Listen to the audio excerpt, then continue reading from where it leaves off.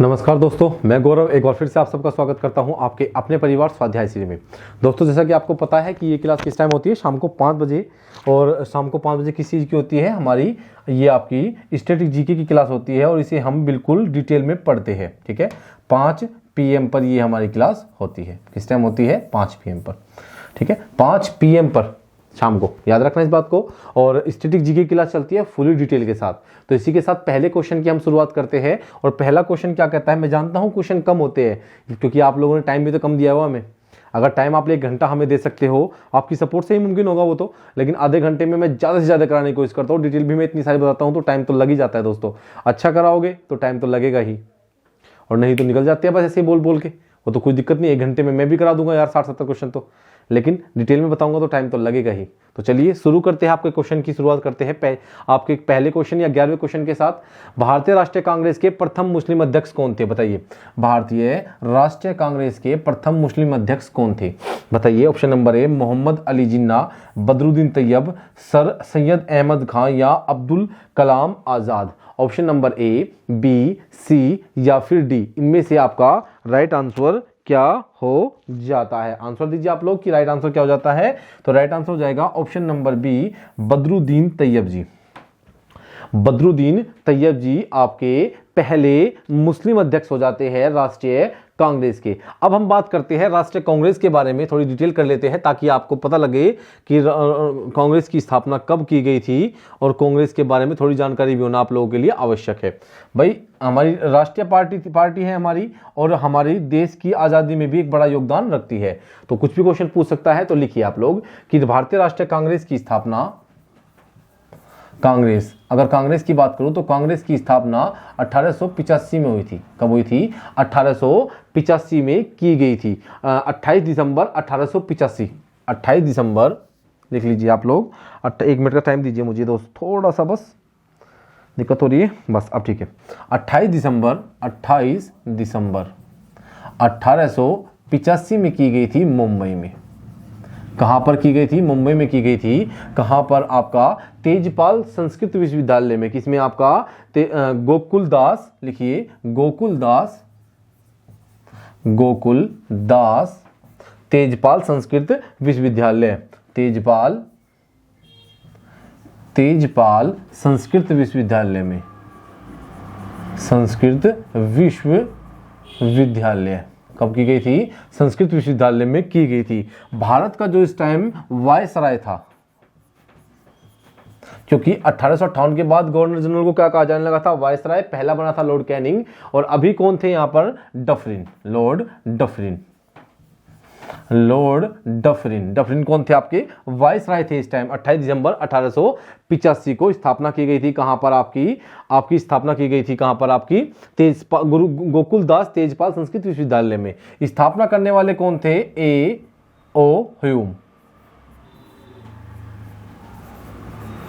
A.O. Hume. ठीक है, हिंदी में लिख लीजिएगा जिसको जैसे अच्छा लगता है। A.O. ह्यूम इसके संस्थापना करने वाले थे। स्थापना के समय जो सदस्य थे वो कितने थे? 72। कितने थे? सदस्य कितने थे? आपके 72 सदस्य थे। या पहली जो मीटिंग हुई थी उसमें सदस्य कितने थे? आपके 72 थे। एक ही बात है, स्थापना उस टाइम ही मीटिंग हुई तो कितने सदस्य थे? सदस्य उस टाइम थे पहले बार 72। अगर इंडियन की बात करूं तो दादा भाई नौरोजी,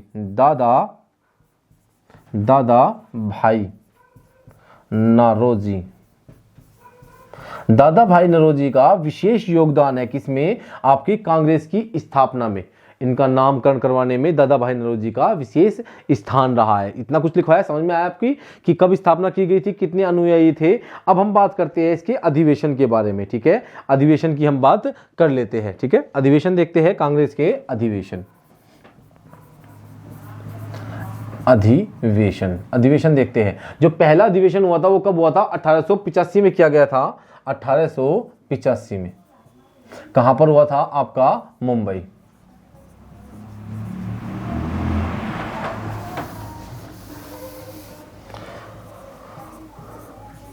1885 में किया गया था मुंबई महाराष्ट्र में। 1885 में जो पहले अध्यक्ष बने थे, अध्यक्ष कौन बने थे? आपके WC बनर्जी। कौन बने थे? WC बनर्जी।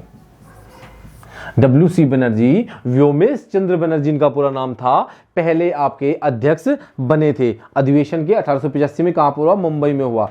दूसरा अधिवेशन हुआ आपका 1886 में।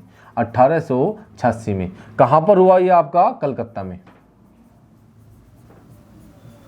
अध्यक्ष कौन बने? दादा भाई नौरोजी। दादा भाई नौरोजी। दादा भाई नौरोजी क्या बने? आपके अध्यक्ष बने। कौन? Dadabhai Naoroji. The old man of India इन्हें कहा जाता है। क्या कहा जाता है? The old man of India इन्हें कहा जाता है। अब बात करते हैं तीसरे अधिवेशन की। तो तीसरा अधिवेशन हुआ था 1887 में। 1887 कहां पर हुआ आपका? पहला मुंबई, दूसरा आपका कलकत्ता, तीसरा मद्रास। कहां पर हुआ? मद्रास में। मद्रास में। अध्यक्ष कौन बने? अध्यक्ष बने आपके कौन? अभी जिनका आंसर आया था वो आपके अध्यक्ष बने थे बदरुद्दीन। क्या बने थे? बदरुद्दीन तैयब। बदरुद्दीन तैयब जी इसके अध्यक्ष बने थे। बदरुद्दीन तैयब इसके अध्यक्ष बने थे। पहले मुस्लिम अध्यक्ष थे। तीसरे अधिवेशन में बने थे ये, पहले मुस्लिम अध्यक्ष थे। और चौथा अधिवेशन की बात करूं तो 1888 में। कब? आपका 1888 में किया गया था इलाहाबाद में। कहां पर? इलाहाबाद, ठीक है, प्रयागराज में। वर्तमान का क्या है? वर्तमान का आपका प्रयागराज। इलाहाबाद में किया गया था। कहां पर? इलाहाबाद में। अध्यक्ष बना था जॉर्ज यूले। पहला अंग्रेज अध्यक्ष कौन था? George Yule. पहला मुस्लिम अध्यक्ष कौन था? आपका बदरुद्दीन तैयब था। कहां पर? मद्रास में। और जॉर्ज यूले पहला अंग्रेज अध्यक्ष था। कहां पर बना था? इलाहाबाद में, 1888 में। ठीक है, आगे समझ में क्या हुआ था? 1888 में अध्यक्ष बना था। तो 11वें क्वेश्चन का जो राइट आंसर है वो क्या हो जाएगा? आपका बदरुद्दीन तैयब जी। क्या? बदरुद्दीन तैयब जी बने थे। ऑप्शन नंबर बी, 1887 में मद्रास में ये अध्यक्ष बने थे। 12वें क्वेश्चन की बात करते हैं। भारतीय राष्ट्रीय कांग्रेस के पहले अधिवेशन में कितने प्रतिभागियों ने भाग लिया था? मैंने अभी बताया था कि पहला अधिवेशन हो या स्थापना के समय तो कितने थे आपके? 72 थे। कितने? 72 थे। ऑप्शन नंबर डी इसका राइट आंसर हो जाएगा। कितने थे आपके? 72 इनके आपके प्रतिनिधियों ने भाग लिया था। कितने? 72 ने। 13वें क्वेश्चन को देखते हैं। निम्नलिखित में से कौन सा मौलिक अधिकार भारतीय संविधान से हटाया जा चुका है? बताइए, कौन सा मौलिक अधिकार भारतीय संविधान से हटाया जा चुका है? देखिए, आपका स्वतंत्रता का अधिकार, भाषण की स्वतंत्रता का अधिकार, संपत्ति का अधिकार या समानता का अधिकार। बताइए कौन सा भारतीय संविधान के मौलिक अधिकार से?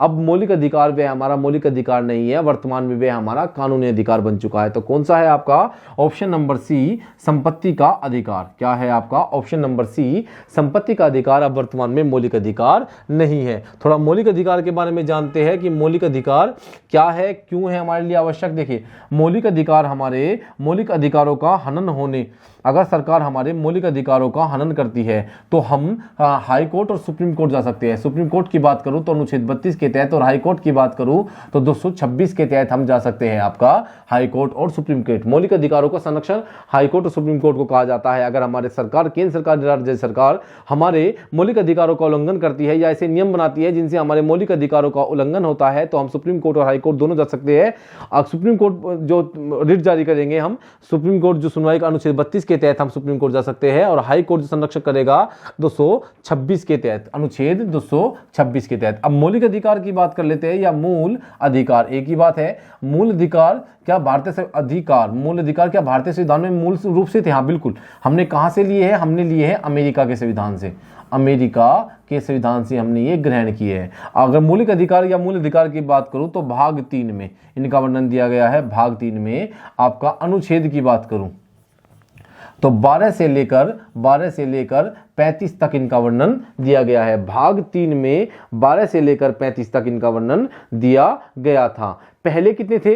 पहले अगर बात करूं मूल संविधान में कितने थे पहले, या फिर मूल संविधान में कितने थे? 7 थे। वर्तमान में कितने हैं? वर्तमान में कितने हैं आपके? वर्तमान में है 6। कितने हैं? 6। क्यों 6 क्यों है, 7 क्यों नहीं है? क्योंकि संपत्ति का जो अधिकार था उसे अब कानूनी अधिकार बना दिया गया है। वह संपत्ति का अधिकार पहले मौलिक अधिकार था, अब कानूनी अधिकार बना दिया गया है। ठीक है, क्या बना दिया है? कानूनी अधिकार। इसके बारे में जानते हैं। अब मैं से रब कर रहा हूं। ठीक है, तो देखिए आप लोग, जैसे अगर मैं बात करता हूं 12 से लेकर 35 तक इसका वर्णन दिया गया है। ठीक है, अब बात करता हूं नंबर 1 पर लिखिए कौन कौन से मौलिक अधिकार है। समानता का अधिकार, समानता का अधिकार। ऐसा क्यों है कि मैं लिख रहा हूं, देखिए इसे बार बार लिखने से आप लोगों का फायदा है। अगर आप लोग मेरे साथ साथ बार बार नहीं लिखोगे तो आप लोगों का रिवीजन होगा, आप लोगों की अच्छी तैयारी होगी। तो समानता का अधिकार दिया गया है 14 से 18 में। क्या आपका 14 से 18 में, 14 से 18 में समानता का अधिकार दिया गया है। स्वतंत्रता का अधिकार, अगर बात करूं स्वतंत्रता, अंक की बिंदी लगने में दिक्कत होती है यहाँ पे। स्वतंत्रता का अधिकार 19 से 22 में,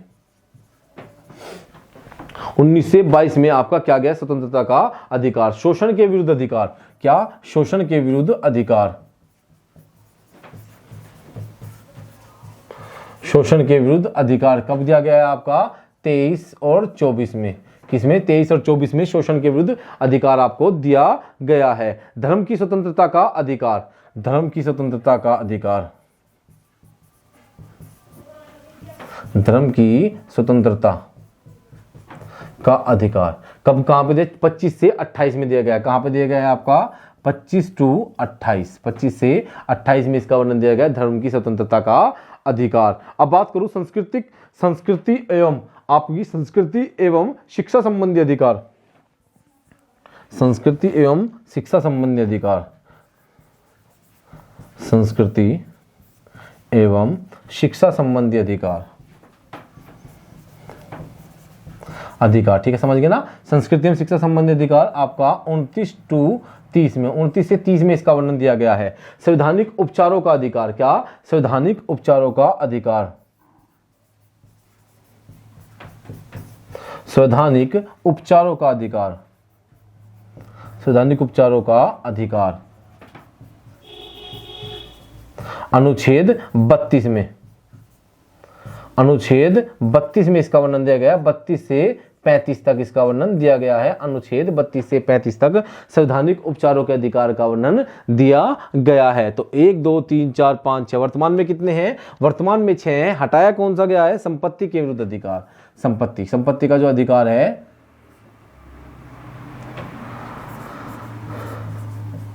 संपत्ति का जो अधिकार है वर्तमान में इसे हटा दिया गया है। अनुच्छेद 31 से इसे हटा गया है और वर्तमान में 44वां संविधान संशोधन, 44वां संशोधन हुआ था, 44वां संशोधन हुआ था 1978 में, जिसके द्वारा संपत्ति के अधिकार, संविधान में 300 क को जोड़ा गया और संपत्ति के अधिकार को कानूनी अधिकार बना दिया। कानूनी, अब वर्तमान में क्या है, यह वर्तमान में यह कानूनी अधिकार है। पहले क्या था आपका, मौलिक अधिकार था। समझ में आया क्या हुआ है, मौलिक अधिकार था। अब बात कर लेते हैं हम लोग आपके 13वें क्वेश्चन की। क्या था आपका, निम्न में से कौन सा मौलिक अधिकार भारतीय संविधान से हटाया गया है। तो संपत्ति का अधिकार हटा दिया गया है, वर्तमान में 300 कहने में कानूनी अधिकार बना के रखा गया है। अब बात करते हैं मौलिक अधिकार की सूची। मौलिक अधिकारों की सूची से संपत्ति के अधिकार को कब हटाया गया था, बताइए। मौलिक अधिकारों की सूची से संपत्ति के अधिकार को कब हटाया गया था, 1980 में, 1975 में, 1977 में, 1978 में। बताइए option number A, B, C या फिर डी। बताइए क्या होगा आपका, option number A, B, C या फिर आपका डी हो जाएगा। देखिए मैंने आपको अभी बताया है कि 44वां संविधान संशोधन 1978 में किया गया था। कब किया गया था, 44वां संविधान संशोधन 1978 में किया गया था, जिसके द्वारा 1978 में 44वां संशोधन हुआ था।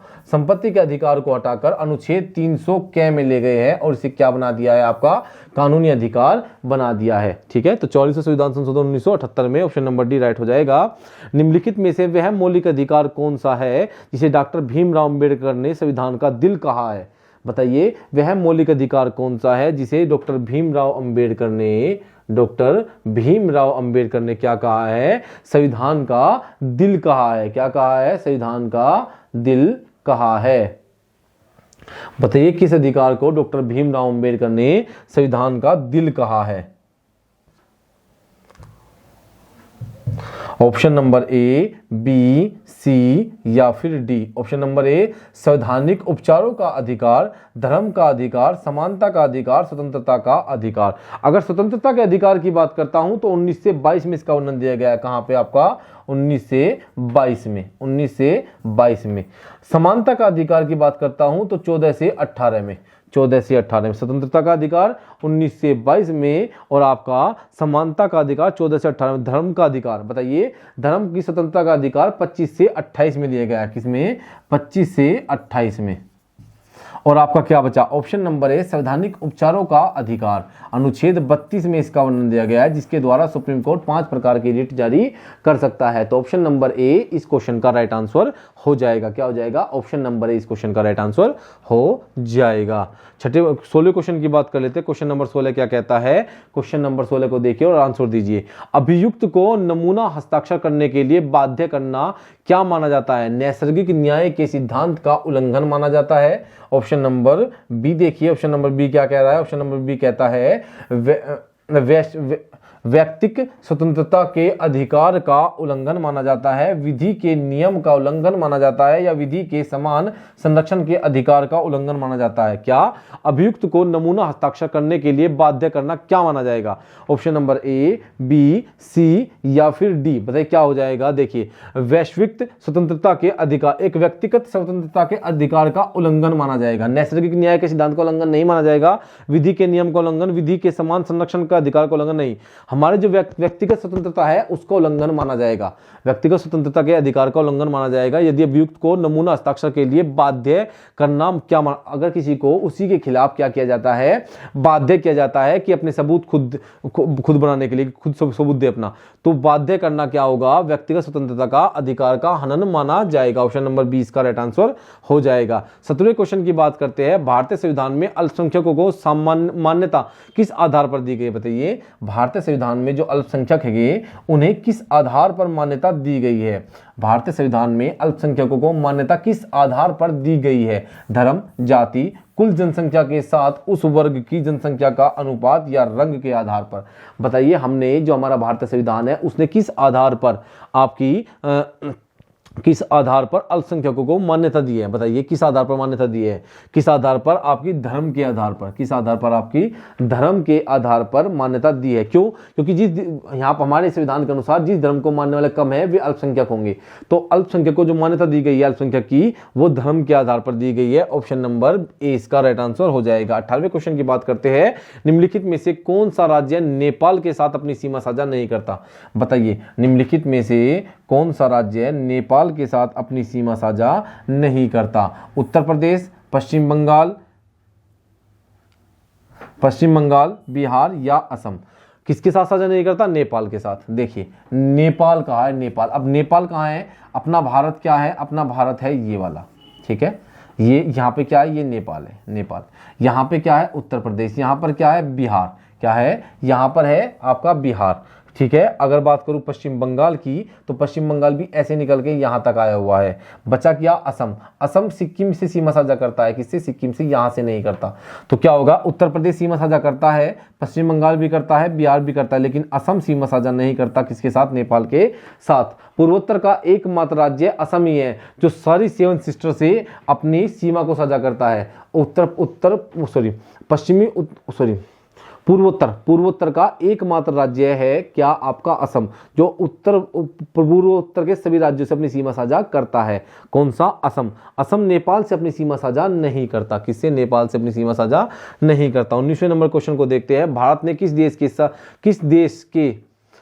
किस देश को अपनी सीमा मानचित्रों की अदला बदली की है? भारत ने किस देश के साथ अपने सीमा मानचित्रों की अदला बदली की है? बताइए, भारत ने वह कौन सा देश है जिसके साथ अपने सीमा मानचित्रों की अल्टा पलटी मतलब अदला बदली की है? चीन के, श्रीलंका के, पश्चिम बंगाल के या बांग्लादेश के?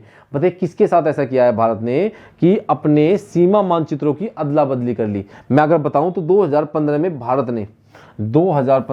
भारत ने सब पे निशान लगा दिया मैंने। 2015 में ऐसा किया था। 2015 में मोदी जी ने ऐसा किया है।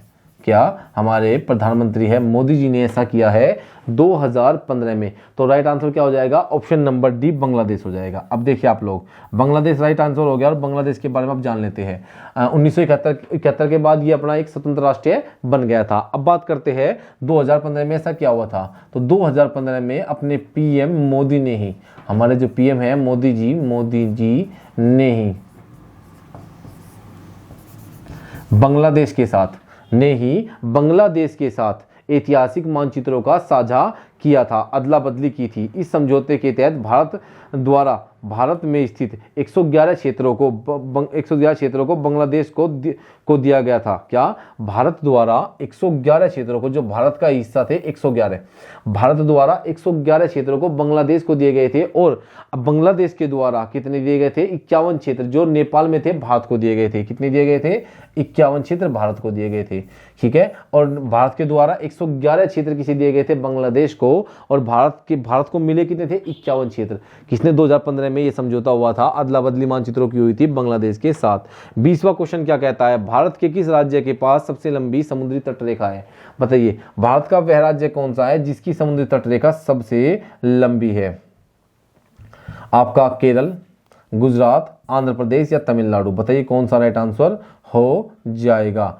केरल, गुजरात, आंध्र प्रदेश या तमिलनाडु? किसकी समुद्री सीमा सबसे लंबी है? सबसे लंबी समुद्री सीमा वाला राज्य बताइए कौन सा है? बताइए आप लोग कि किसकी समुद्री सीमा सबसे लंबी है? देखिए, अगर मैं बात करता हूं भारत के किस राज्य के पास सबसे लंबी समुद्री सीमा है? केरल के पास, गुजरात के पास, आंध्र प्रदेश, तमिलनाडु। तो ऑप्शन नंबर बी क्या हो जाएगा? गुजरात के पास। आप लिख लीजिए, एक ट्रिक लिखवा देता हूं मैं, गुजरात, आंध्र प्रदेश,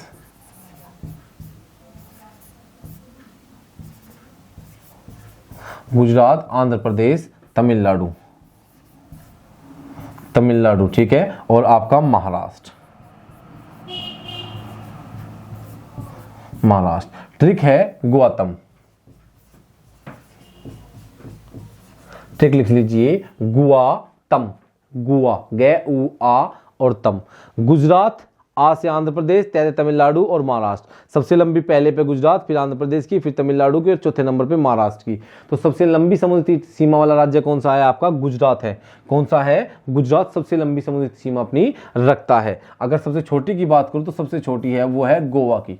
किसकी? गोवा की समुद्री सीमा सबसे छोटी है। सबसे छोटी किसकी है? आपकी गोवा की समुद्री सीमा है। तो ऑप्शन नंबर 20 का राइट आंसर हो जाएगा। क्या हो जाएगा? ऑप्शन नंबर 20 का राइट आंसर हो जाएगा। ठीक है, क्या हो जाएगा आपका?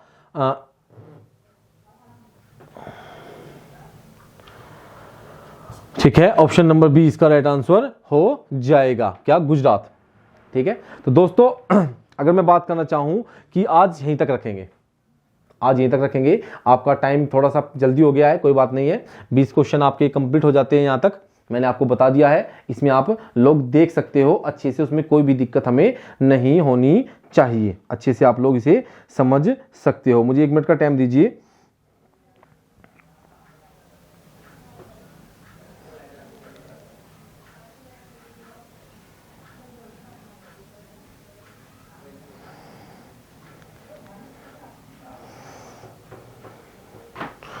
ठीक है दोस्तों, आज के लिए हम इतना ही रखेंगे।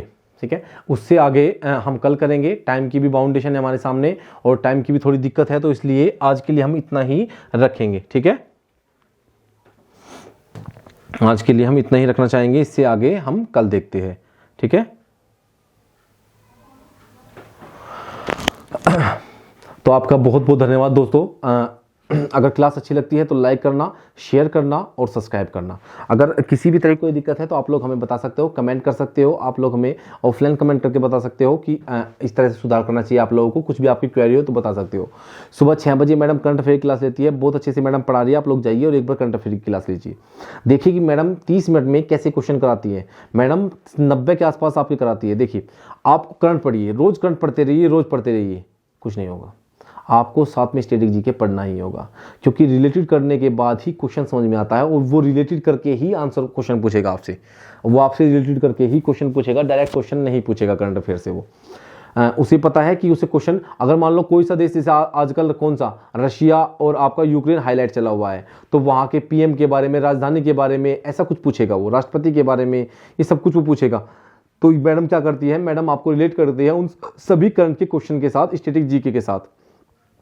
तो देखिए आप लोग सुबह 6 बजे और 9 बजे अपनी हिंदी की क्लास होती है, डेली लीजिए। स्टेटिक आपकी हिंदी की जो क्लास होती है वो टॉपिक वाइज चली हुई है, तो डेली लीजिए जाकर। और आप लोग हमें फॉलो कर सकते हो, नीचे लिंक दिया गया है ट्विटर का, फेसबुक का और इंस्टाग्राम का, आप वहाँ पे जाकर हमें फॉलो कर सकते हो। अगर टेलीग्राम ग्रुप को आप ज्वाइन करना चाहो तो आप ज्वाइन कर सकते हो, इसका लिंक नीचे डिस्क्रिप्शन में दिया हुआ है। और आप स्वाध्याय श्री के नाम से ही टेलीग्राम पे ग्रुप बना हुआ है, किसी बच्चे को पीडीएफ चाहिए तो वहाँ पे जाकर कमेंट कर दे, आपको पीडीएफ मिल जाएगी। तो दोस्तों आज के लिए हम इतने रखेंगे, आपका बहुत बहुत धन्यवाद।